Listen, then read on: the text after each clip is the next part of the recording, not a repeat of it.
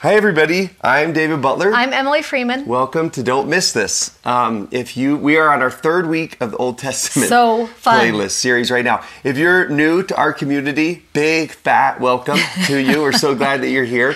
We do a YouTube or /podcast lesson each week that coincides with the Come Follow Me curriculum of the Church of Jesus Christ of Latter-day Saints.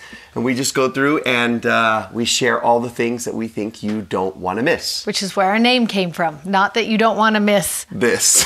Although you don't want to miss this. Come on. But we thought we would love to point out just the little nuggets in there that you just don't want to miss as you're studying these chapters. So you can find this lesson, obviously you found it, on YouTube or podcast.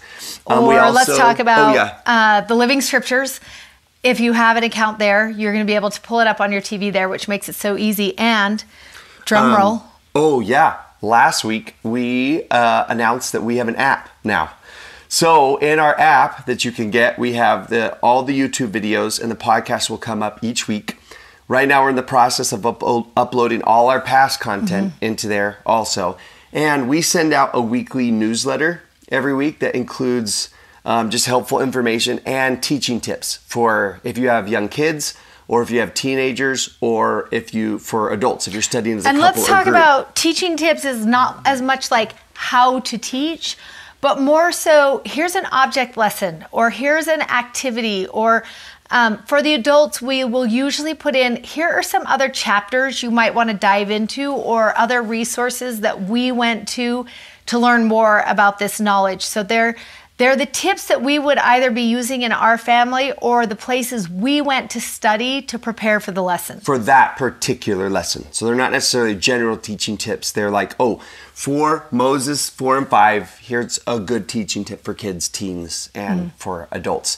So we have that newsletter that you can sign up for at don'tmissthisstudy.com. But that actually comes into the app each week also. So everything that we have and are creating is right there in just one convenient place. And then our most favorite part of the app, I don't know, maybe it's tied for first place. We don't know, but it is really rad, is this section in there that we call Daily. And it includes a daily... It might be fun to show it while you talk about it. Yes. Okay, when you open up in the app, which is so cute because it's the little Don't Miss This logo. There you go, you saw it. And then you come into this section that's called Daily in here. And under the Old Testament, you can find where the lesson is. I'm going backwards showing you this, okay? And then for five days of that week, we have Monday through Friday. Yeah. For each lesson, we have just a little thought that corresponds and goes along with that. Like for last week's lesson, we have in there one of our favorite songs. It's called Good, Good Father, and we just link to it in there. And then we have a little prompt or a question that goes with it. Or a challenge or an invitation. Something. And this one was, listen to this song, play it in your car all day, and pay close attention to the words. As you think about its messaging, write down one thing you love about him, then write down one thing he loves about you. And we're just thinking you could use these little daily prompts maybe as the first thing you do as you wake up in the morning, just to kind of align your mind and heart toward God.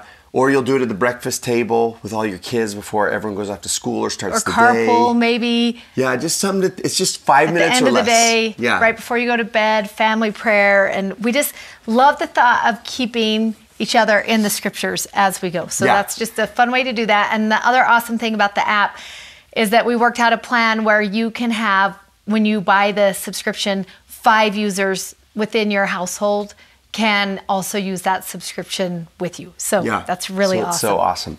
Okay, in the app, you'll also find our timeline, if that's convenient, or you can get it by signing up on the newsletter. Yep, both those places. And this is free. This whole download is free for you. So you'll just take it somewhere to get printed, and then you'll want to print, there's a 13-page colored PDF that has each of the things that are going to go on every week. Yeah, so each week we kind of show you, this is where we're moving in the timeline of the Old Testament, kind of keep you in order. So today we'll put on our piece, which is Adam and Eve. That's the story of today, and we'll just put that right there with their little fig leaf. And it goes in that little spot. And then let's jump in. Okay, so as we get started, as we were talking about this lesson, we talked about the story of Adam and Eve is so significant, particularly in our culture, in the culture of the Church of Jesus Christ of Latter-day Saints, and why? Why is it so significant? And we kind of want to enter in talking about that. What is the significance of this story for each of us? And I just want to start out by telling you an experience that happened to me several years ago. Sacrament meeting had ended. I was walking down the hall. The Sunday school president came and found me and said, "We don't have a teacher for the 14-year-olds, so could you take the class?" And this was the time when we used to study those core doctrines. And so that month we were studying the plan of salvation, and it was in the middle of the month. So they had already had the plan of salvation in Sunday school and in young women by the time I came in, which is really hard to do when you come in as a fresh teacher because you don't know what they already know or what they've learned. So I ran to the library. I got a whole bunch of pieces of white paper, and I just went in and said, "Okay, I'm going to split you into twos, and I want you to draw for me what you already know about the plan of salvation." And as they were drawing and talking, and I just kept saying to them, one of the things I want you to make sure you do on your paper is just show me where Jesus fits into the plan. So if you were going to tell me where Jesus fit into the plan, make sure you show that. And so everybody worked on it, and then we laid them all out on the floor, and we had this lesson that ended up being one of the most profound experiences of my life. In fact, it was so life-changing for me that I can remember going home that day and thinking about it all day long. And then Monday, I woke up and I was still thinking about the lesson. And on Tuesday, when I woke up and was still thinking about the lesson, I texted my bishop and said, "Can I borrow your keys to the church?" Because I had thrown away all those papers after we left on Sunday. And he was like, "Yeah, what are you going to do?" And I said, I need to get something out of the garbage can for my lesson on Sunday. And he said, "Oh, you know that won't still be in the garbage can because we empty all the garbage cans after church on Sundays. So they're probably going to be in the dumpster." And I thought for a minute to think, how much did I want the papers? But then I was like, no, I know I want the papers. So I got in the car and I put a ladder in there and a shovel and a rake in there, and started driving to the church. And my phone rings. It's Greg. This is my favorite part of the whole story. And he calls and he's like, "What are you doing?" And I said to him, "I'm just running over to the church to get in the dumpster, and then I'll be right back." And he says this, "Okay, call me when you get home." As if it's like totally normal for me to be like diving into the church dumpster. I do it all the time. All boys dumpster dive at one point in their life. So it's a natural part of growing up. So I get over to the church. I get my ladder up. I have my rake. I climb up. You guys, I am perched on the top of this dumpster and I'm looking in there. And here's the thoughts going through my mind in that moment is like, what else is going to be in the dumpster with me, right? Like, what's going to happen when I get in there? Because it doesn't smell good. In my mind, there's like going to be furry creatures down there. I don't know what else is going to be in the garbage.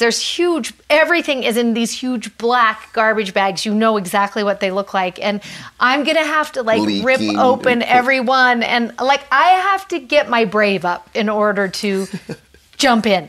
But I do. I jump in, and also the thought of too, am I going to be able to get back out? It's like, what if I get stuck in the church dumpster? At least Greg would have known I was there. And I start ripping open these garbage bags, and it's in the third garbage bag I open that I finally see these papers all folded up. I still have them because that's how much I love this lesson. And my neighbor had come with me, and when I got in the car, I laid them all out on the dashboard because she was dying to know what was so important on the papers that would cause me to dive into this dumpster. And they're just exactly what you think they would be, right? I'm going to show you a couple of them. They just all are. If you had your kids draw the plan of salvation, they would just kind of look like this. But what happened in our class is one set of boys, this is what they put for their plan of salvation drawing, was this. Can you see it all? Oh yeah, you can. Jesus. And it was so interesting because I had everyone go through and explain their drawing. And when I got to these boys, I was like, okay, tell us the significance of your drawing. And I loved what they taught us in that moment, that the plan all along from the very beginning was Jesus.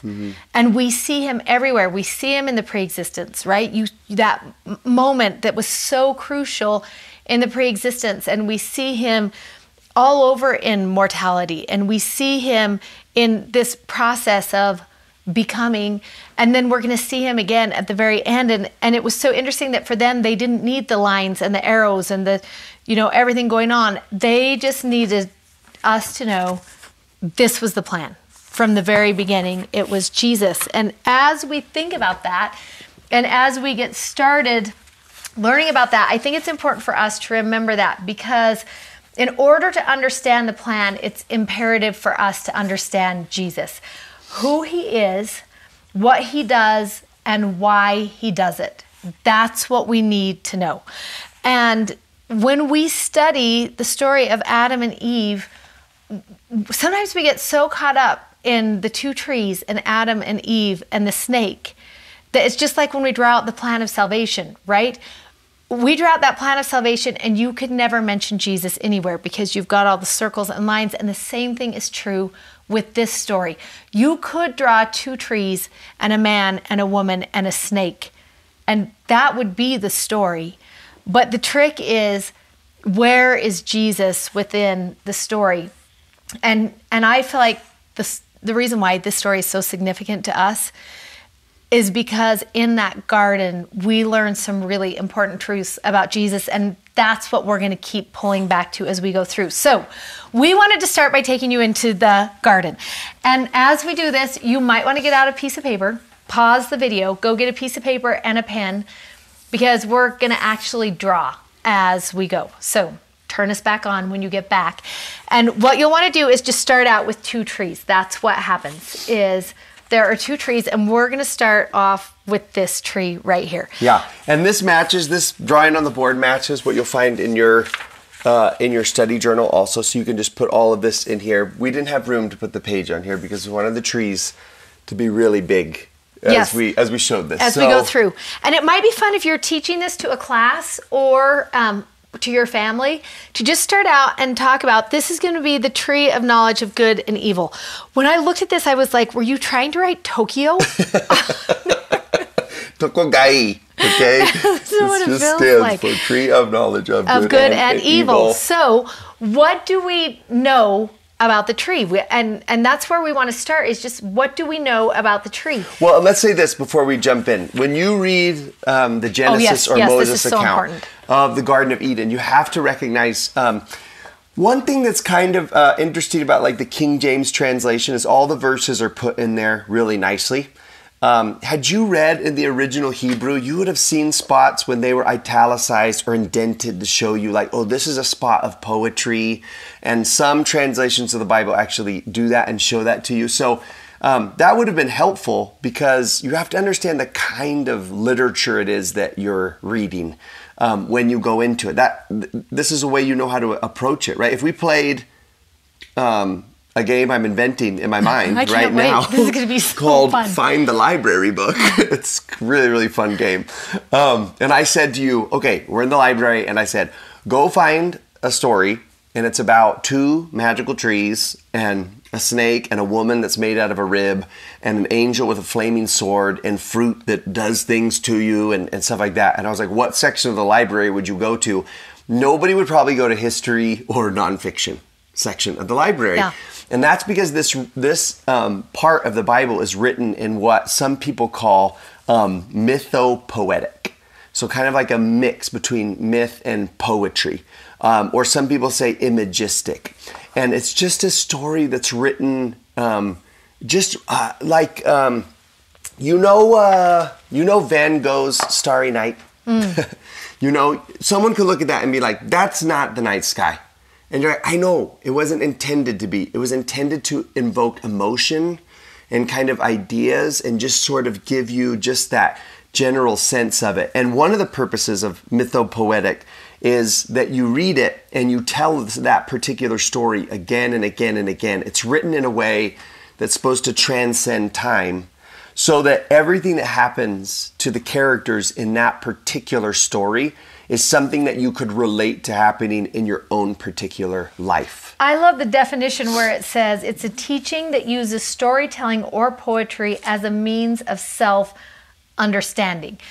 It's like ritual that becomes sacred play. We're like, let me put myself into this story and then see what do I learn. And often it's truth given by symbol, right? So that you can start visualizing, okay, this is what was happening there. Yeah, so you want to kind of approach it in that style. Just sort of like, maybe don't get so particular about like the circles and the lines like you might in the drawing, but like, okay, what are the general ideas that are trying to be taught here? Was there actually fruit in the garden? Was there actually a serpent? Some of those things, I don't know. In fact, were there actually trees? Trees, there? yeah. Or is everything just a symbol of a greater knowledge that will feel familiar to us as we enter in? In fact, we like this line from Elder Holland. It's a talk that we'll link on our blog, on our website, so you can find it there. But he says, in our increasingly secular society, it's uncommon, as it is unfashionable, to speak of Adam and Eve or the Garden of Eden or of a fortunate fall into mortality. Nevertheless, the simple truth is we cannot fully comprehend the atonement and resurrection of Christ, and we will not adequately appreciate the unique purpose of his birth or his death without understanding that there was an actual Adam and Eve who fell from an actual Eden with all the consequences that fall carried with it. I do not know, Elder Holland says, the details of what happened on this planet before that, but I do know that these two were created under the divine hand of God. For a time they lived alone in a paradisiacal setting where there was neither death nor future family, and through a series of sequence of choices, they transgressed a commandment of God which required that they would leave that garden setting. So there are just parts of it that are just like, I'm not trying to read this. Something happened historically. If we were to rewind time, there would have been an Adam and an Eve, and something occurred historically. But this story is telling whatever happened historically in a really beautiful way. Mythopoetic style. Okay? So you want to approach the story correctly. So we're going to start in Genesis 2. And we're going to find out that in verse 15, the Lord God took the man and put him into the Garden of Eden to dress it and to keep it, which I love that, like, that was his work there. It was just to protect and guard and keep that garden.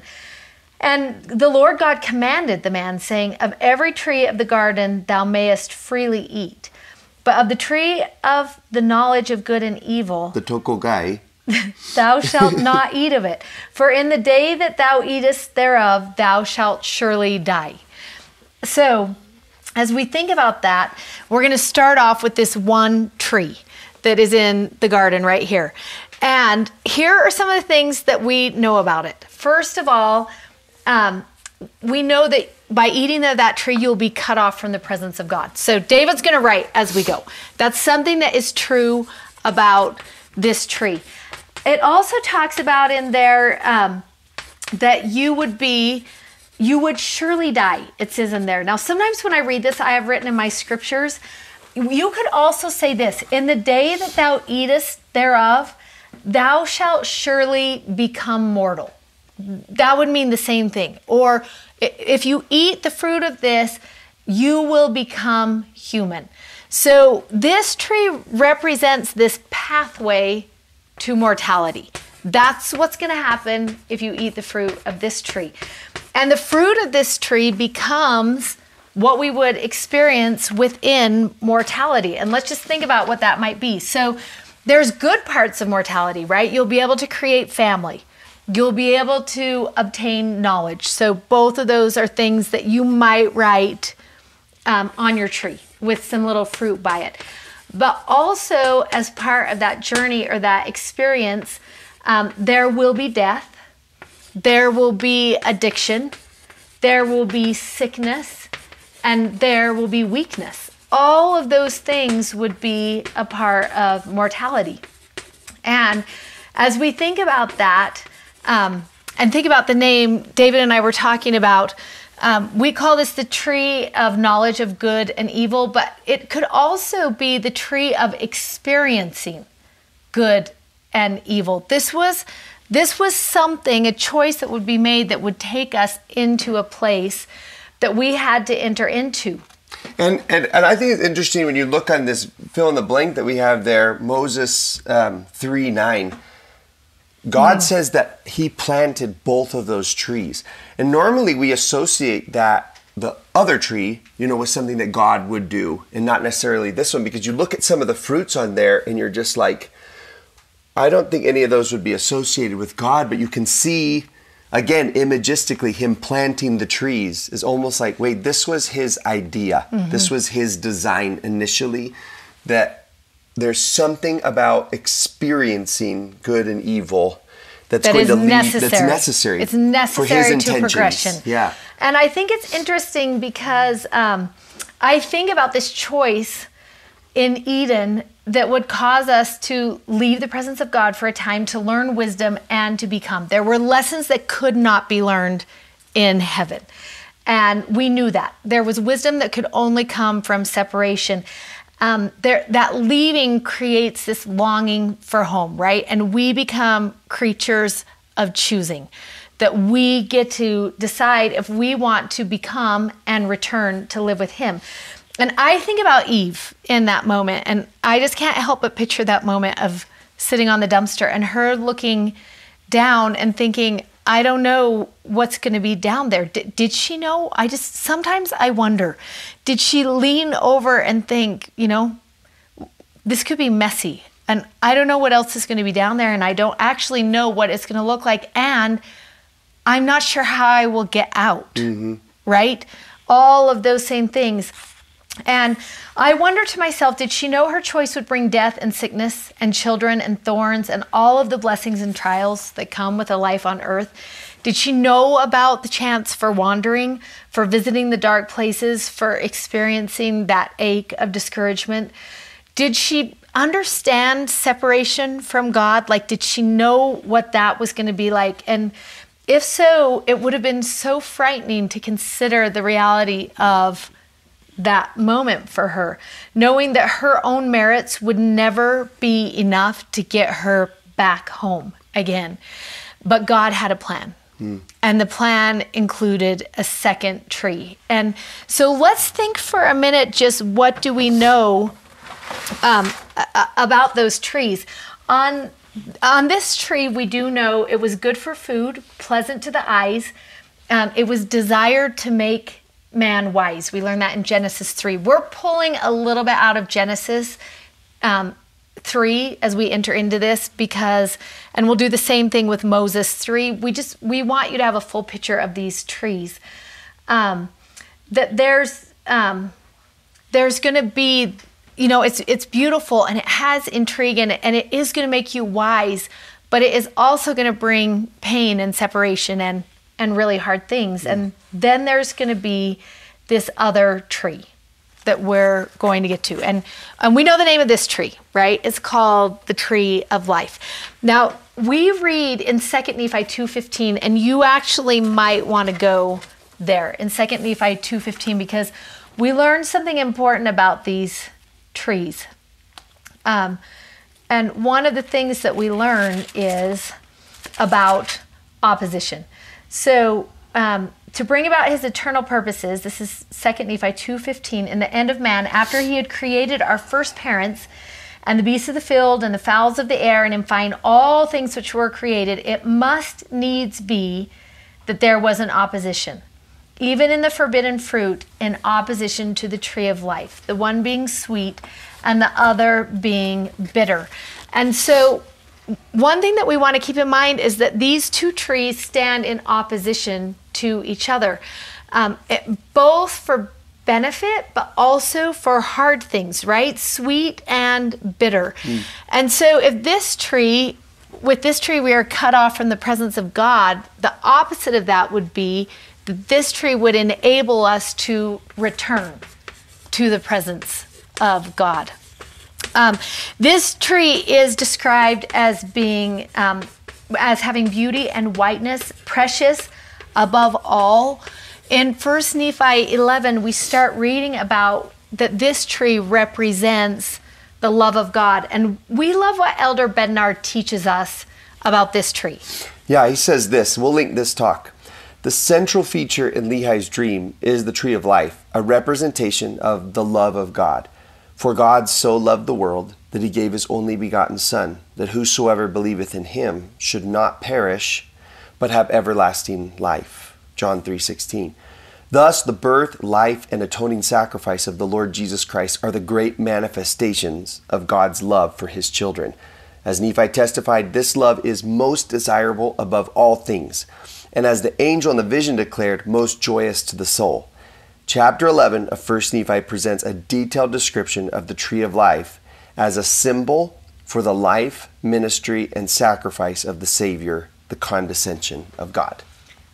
And then it also talks, Elder Bednar also talks about that the fruit of the tree represents what comes to us because of the atonement of Jesus Christ. So if we were going to label this tree, we might just write Jesus right here. And we could just put one piece of fruit up there that we would consider labeling atonement. But instead, I love this thought that we learned from 2 Nephi, that this is going to stand in opposition to this tree. So in mortality, family is till death do us part. But the opposite of that would be covenant that binds us together. On this tree, we experience death. On this tree, we experience eternal life.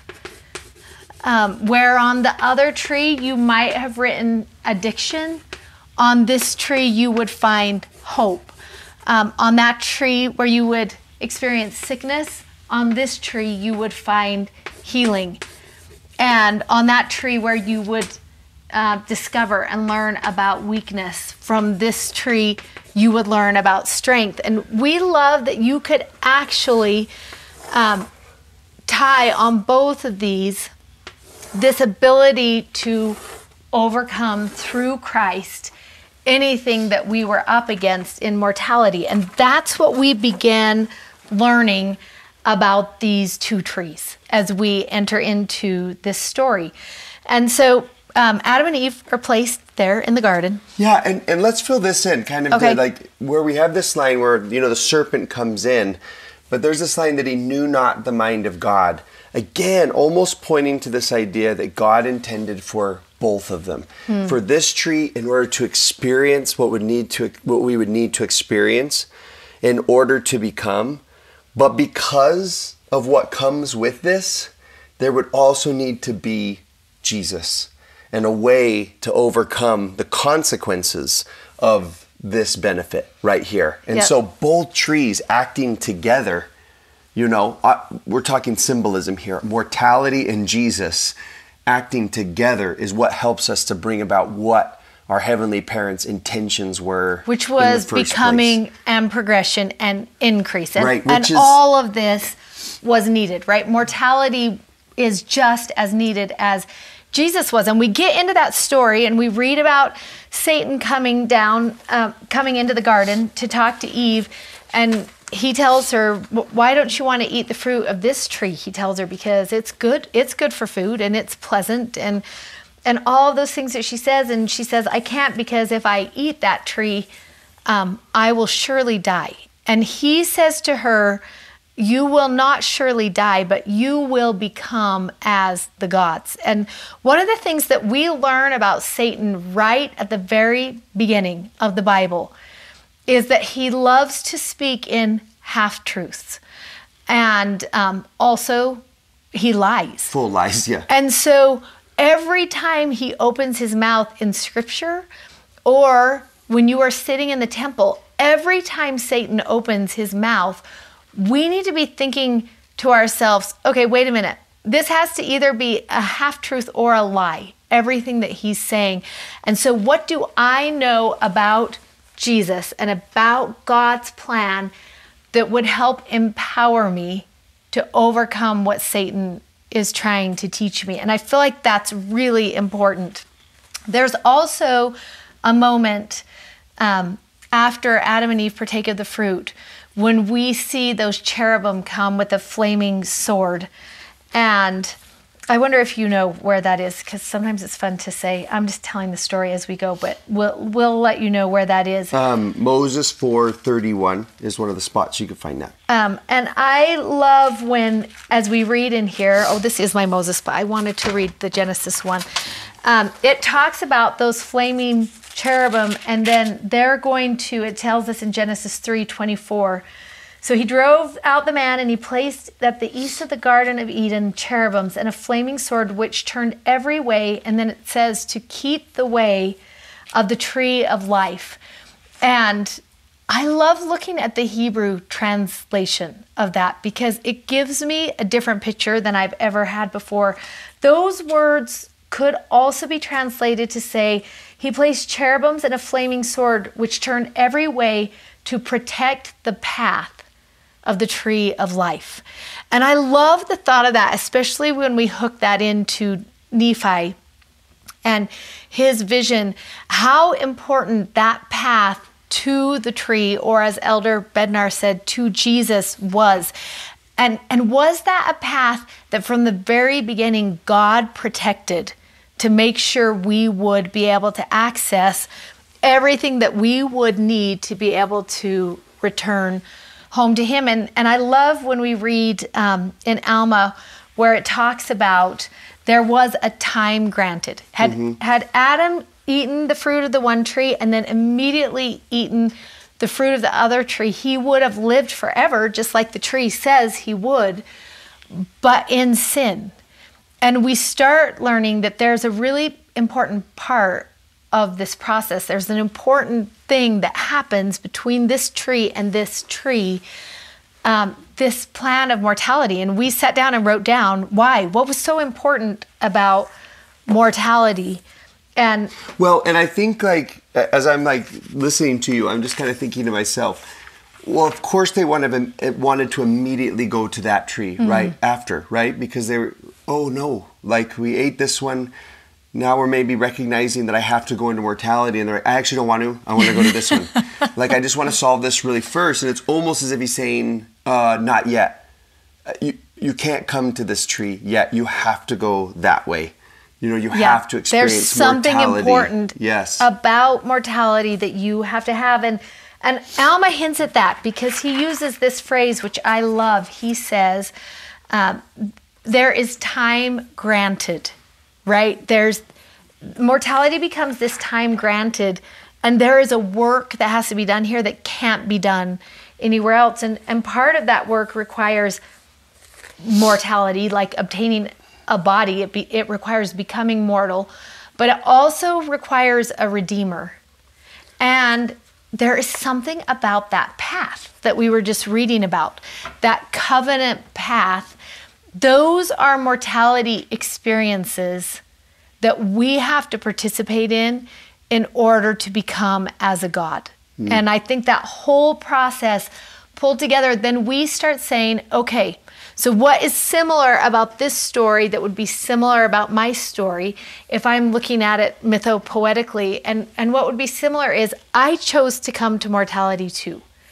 And I am going to have interactions with Satan, and I'm going to have experiences that teach me the knowledge of good and evil, but I am also going to have the opportunity to progress down a path.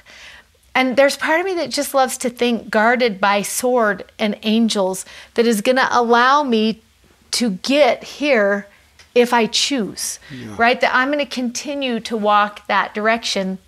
And my end goal then would be to return home. And that could be the whole story if we wanted it to, except for one of the things that I love, that we both love, is we are going to get introduced to opposition. We're going to get introduced to Satan and that role in our mortal experience. And what we learn about shame versus guilt, what we learn about making a wrong choice and being able to right ourselves again, and what repentance might look like, all still captured within this same story. Yeah, which don't get caught up in the fact that there is a snake and Adam and Eve and fruit and stuff. Remember, it is our story. Each of us will have an interaction where Satan tries to get us to turn from what God has initially, commanded us to do. And that could happen daily, right? It's right. not just going to be once.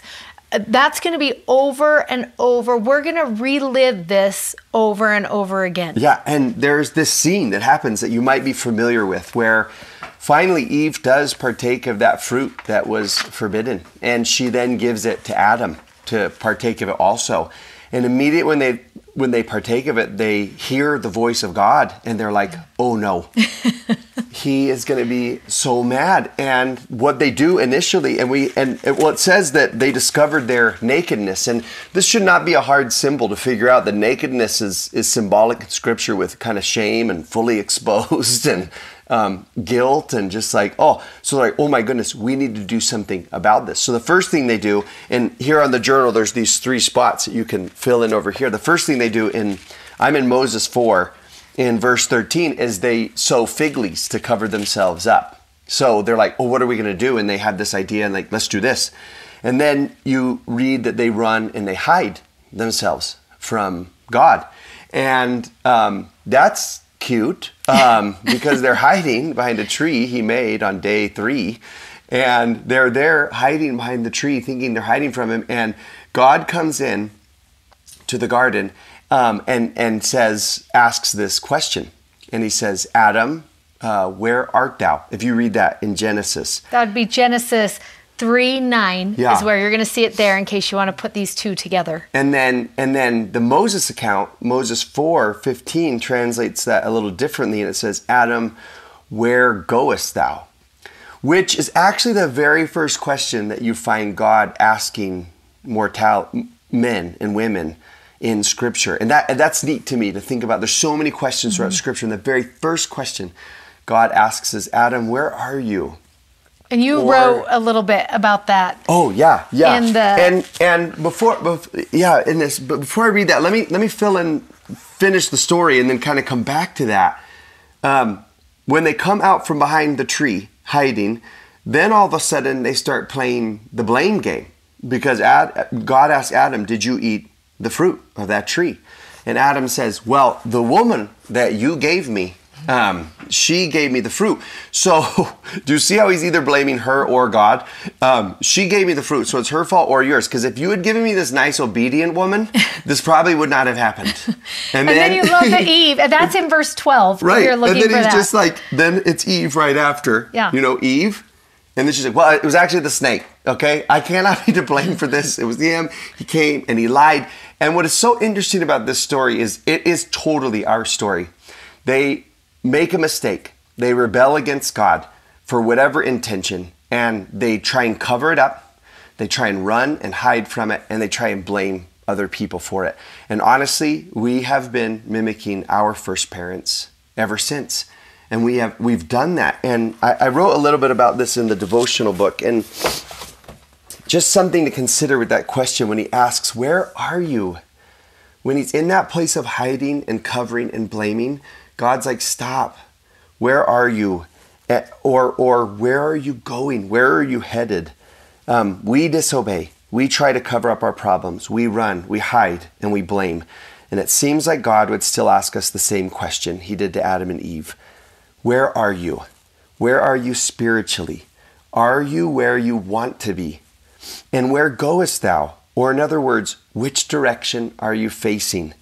And why are you running and hiding from the only one who can actually solve this problem? What did the serpent tell you about me that would make you think I was the kind of father you would want to run from? And then an invitation from him where he's almost essentially saying, let me show you who I actually am. I mean, every time I read this story, as reading it as a dad, it breaks my heart because his children, they run and they hide from him. And if I walked into the door, and unless they were playing hide and go seek, which is so fun, but if they were running and hiding in fear of what I was going to do, it breaks my heart to think like, who do you think I am that you would want to run and hide from me? I can fix this. And And he must have told you something about my character. In fact, I love the words when he comes into the garden, because it says he comes in the cool of the day, walking in the cool. Where's that verse? In verse 8, and they heard the voice of the Lord God walking in the garden in the cool of the day. Which is actually a Hebrew way of saying friendship and relationship. And you love that it's at the time of the evening breeze, is how the Greek translates it. Almost like they had a daily appointment. You know, and he comes walking in. It's not like he's fee, fi, fo, fum. Yeah. You know, he's like, who ate my fruit? You know, or anything like that. He walks in, and there is this moment where they have to learn, like we've been talking about the last 2 weeks, what is the heart and character of God? Who did you think he was? And let him show you who he actually is. And what he does next, I think, shows what that character and heart is, because he comes to them and he says, actually, let me cover you. You tried to cover this and hide from this in your own way, but let me do it for you. And in Moses 4:27, he clothes them in a coat of skins. And I'm sure you can just use your imagination to understand this. In order to get the skins off of an animal, that animal has to die. And so right there in the Garden of Eden, they are being clothed in sacrificial love. They're being covered. The Hebrew word, sometimes translated as covered and sometimes as clothed, is this word kafar. It's the same word that they use for atone, to cover something or to clothe something. And right there is this moment where an innocent sacrifice is made, so that their nakedness, their guilt, shame, and fully exposed can be covered. And it's a tender expression, and looking forward to the role that Jesus would play in any of our mistakes that we make. Yeah, and I love that he also, in that moment, wants to set up for Adam and Eve who Satan is, right? He's like, let me just explain to you who Satan is. And he goes through and he tells, that's the part when he tells Satan, on your belly you shall go. And I just had it out and then I was so excited to go to the next place. But because you've done this, you'll be cursed. And upon your belly you shall go, and dust will you eat all the days of your life. And then he says, I will put enmity between thee and the woman, and between thy seed and her seed. And from the very beginning, he explains to Adam and Eve, this is who you are warring against. Not against me. Yes. Right? Like we're not in a battle with each other. Yep. We're on the same team. Yes. And this is the battle that we are facing, and how important it is to remember. And we see this in the Adam and Eve story, but this is like the story of mortality. We will see this played out in also regular movies, right? Star Wars, you see it. Harry Potter, you see it. It is the theme of our existence, is this battle of good against evil, of trying to overcome. We are in a realm of overcoming. That's where we live right now. And also who we become in the battle. Yes. Right? Like who you become in the battle is a better version of who you would have become in a time of peace or tranquility, right? There's something about engaging in the wrestle that helps you to become someone. And I think that's so important, because some people will tell you, well, Satan was just trying to present a different plan, and it was unfair of God not to, whatever. And they want to paint Satan in this light of like, well, do we really understand what was happening? I love that from the very beginning, God was like, let me tell you who this is. And let me tell you what you're up against. And what his intentions are. Right, and as we talked about his plan in the very beginning, right? It was so interesting, because you look at what he said. Where were we reading that? In Doctrine and Covenants. Is that where it was? I think it was the beginning of 4, yeah. Where he wants to come in and say, I want to do this. Verse 3. My way, and I want the power, and I'm not going to give anyone agency, right? This is how life with me would be. You will lose all your agency, and you will be under my power. That's what I want it to look like. And God's plan was, I will give you your agency, right? You will become creatures of choosing. You will go down, and I'm going to let you have experiences where you will learn and progress and become.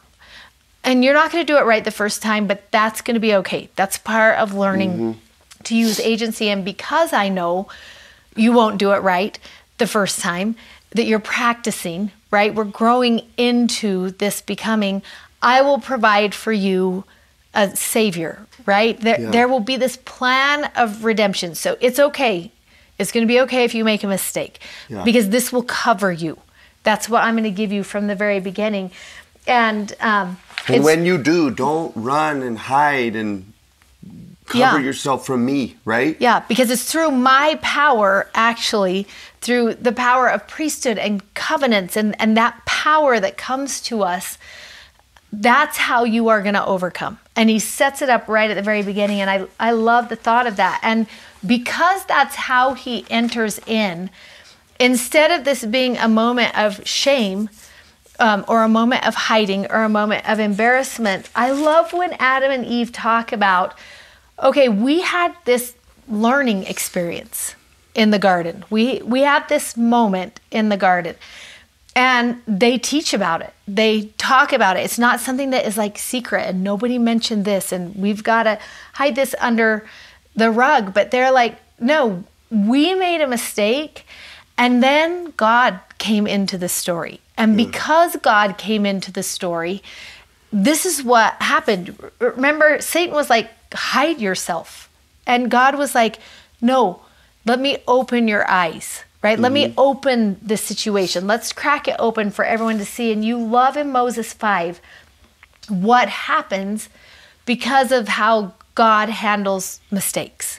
And I love to think too that if as a parent I handle mistakes that my children make well, hopefully this will be the same outcome of that mistake rather than saying we have to hide this, we can never talk about it, whatever, but to go through this process of growth and becoming. And the lens that we look at our own mistakes through.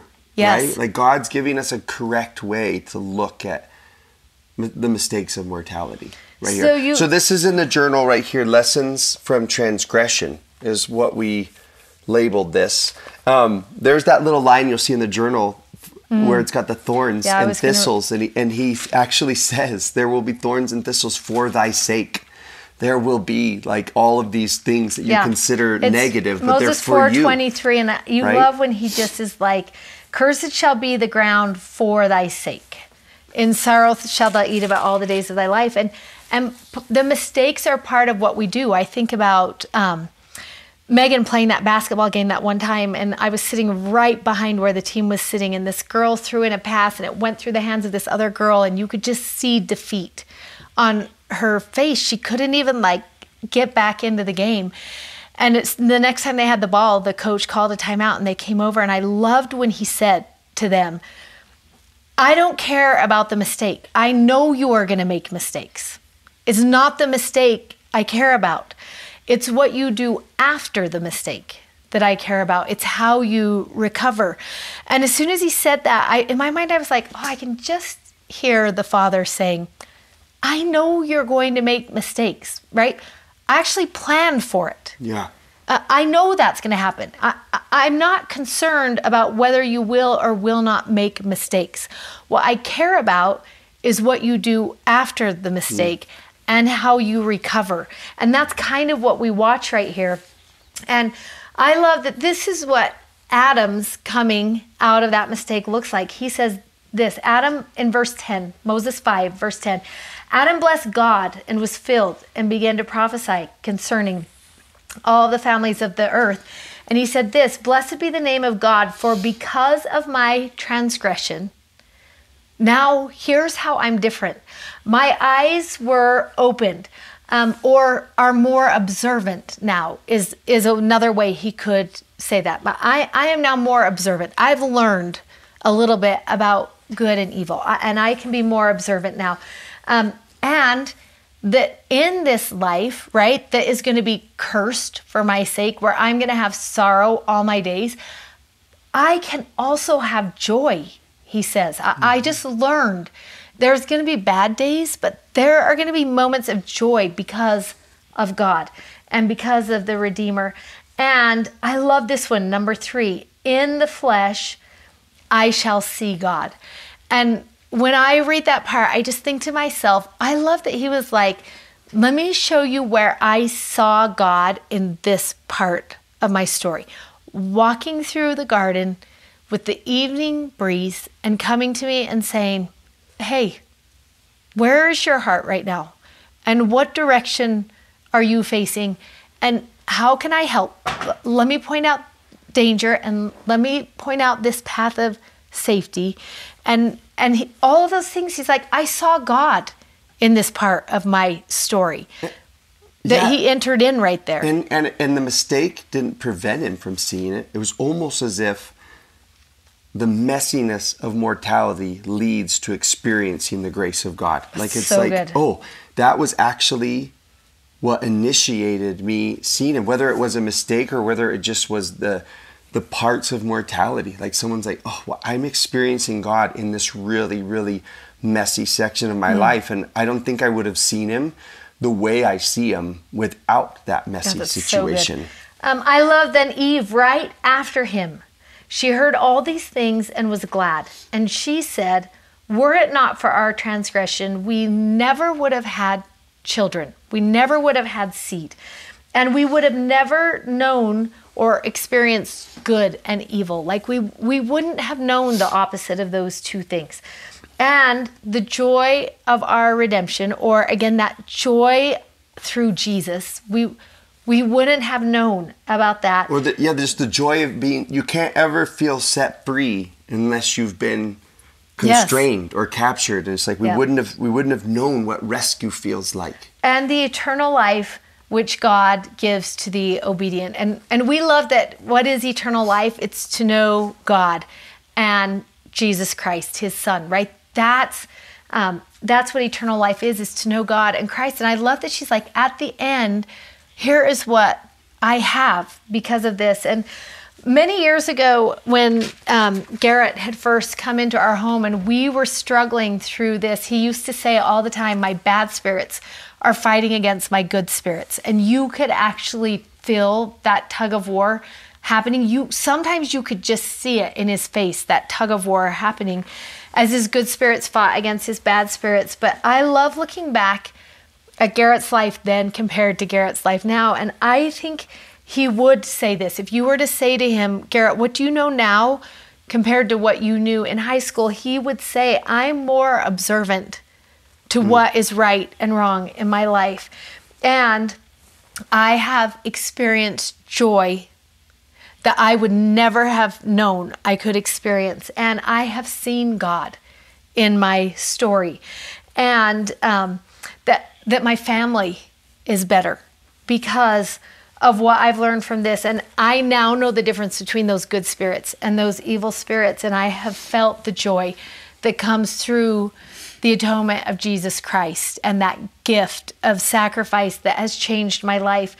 And I know Jesus and I know God and that my life has been blessed by God. I'll never forget that day when he walked out on the stage of the NFL draft in 2017. And one of the announcers said to him, you came from all of this learning disability and these hard things and this life of trouble and all of these things. And would you have ever thought that you would be here? And one of the phrases he said in that moment, I will never forget, but he said, by the grace of God, I am here. And I almost feel like that's what Adam and Eve are saying right here, is that by the grace of God, we are now on this side of that story and we are better for it. Yeah, and we have on the journal there where Eve says, I never could have had fill in the blank. And she says seed, but I think everybody could actually take that question and fill in their own blank and said, were it not for this experience, I never would have what? Like what good came from it? And it's interesting, as you were saying that it was the combination of both trees that enables that becoming. We chose that word become as our word for the week. The Hebrew word to be, to come to pass, to become. And it required not just the experiences of mortality and the mistakes of mortality, But the experiences and mistakes of mortality combined with the healing and gracious balm of Jesus together that like helps to bring about like the beautiful people that we become, you know, in this lifetime. And there's this little thing we want to end with. It's this moment in there that some people refer to as the snake crusher prophecy. Everybody under the age of 15 is going to love that name, right? Where there is this serpent and he threatens mortality and he threatens people. And the response from the Father is, one day you will be crushed. You will have your time there, and I will let you, because it's actually for their sake that I will let you be on this earth. But there will come a day when you will be defeated, where you will not have power or claim over them anymore. And there's a sweet description in there. Well, the result's sweet. It's kind of a graphic description, I guess, where he says, someone's going to crush you. In the moment he crushes your head, you will bruise his heel. He will be bruised, broken, and torn in the act of defeating you, but you will be defeated. And in the Latin version of the scriptures, they call that the proto-evangelium, a phrase that means the first mention of the gospel, or what that word gospel means, good news in Latin there. The first mention of good news. Yes, you have to go into mortality. Yes, there are consequences and mistakes, but let me give you some good news. One day, he is going to be overcome. And now, your mistakes in mortality don't have to be damning anymore. They can actually be developmental because of Jesus and his redemption. And so it's just... Yeah, and we love that it's just the same as these papers that we started out with. If you were to say now at the end of this story, where do you see Jesus in this story? And as we learn about him, and he's everywhere. Ugh. He's everywhere within this story. And you just love bringing that in and then thinking, how often can we be reminded of Adam and Eve and of the plan and of the role of Satan, but also every time we hear the story about Jesus Christ, who is the plan, who will be the one who brings us back home, and what a beautiful lesson that is. And just like Adam and Eve go into mortality, into the hard, perched on the edge there, like thinking, oh my gosh. What's going to be down there? What's going to be down there? They actually go in clothed in sacrificial grace and love. They go in comforted in promise and reassurance. Like they will walk the days of mortality with those consistent reminders. It makes you just want to think to yourself, oh, don't you wish you could wear a daily reminder of grace, love, and promise as you walk the days of mortality? And aren't you glad that you actually do? Right. So, okay, see you next week.